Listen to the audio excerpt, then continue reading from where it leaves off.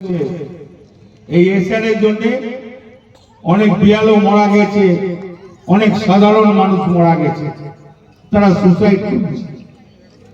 তাই আমি বলবো এই অঞ্চলের মানুষকে ভয় পাবেন না, কোনো ভয় পাওয়ার কোনো কারণ নাই।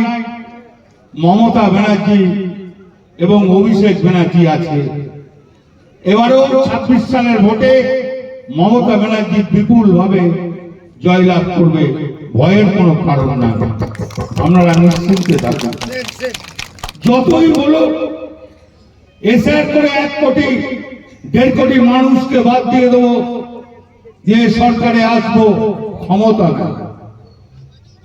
আপনারা জানেন মমতা ব্যানার্জিকেও বলেছিল সিএর করতে, ক্যাম্প করতে, মমতা ব্যানার্জি করে নাই। কেন মমতা ব্যানার্জি বলেছিল আমার এই বাংলা, আমরা এই বাংলাতেই জন্ম হয়েছি, তাই আমরা এই বাংলা আমাদের বাংলা। আমার বাপ দাদুরা এখানে জন্ম হয়েছে, এই মাটিতে, দরকার হলে এই মাটিতেই মরবো, কোনো জায়গায় যাব না। আর এসআরে নাম তো 100 বার থাকবে না, আমাদের ভোটার লিস্টে নাম থাকবে।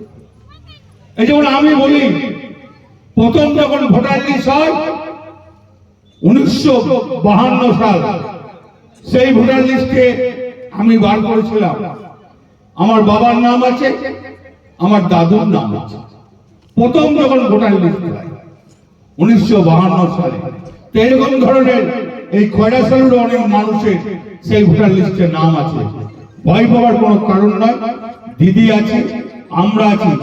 9 তারিখে যেদিন ভোটার লিস্ট, নতুন ভোটার লিস্ট বেরোবে, সেদিন কিন্তু আমি আবার আসবো। যাদের ভোটার লিস্টে নাম উঠবে না, তোলার দায়িত্ব আমাদের। ভয় পাবেন না। মমতা ব্যানার্জি আছে, আমরা আছি, পারলে দেখে নেবো।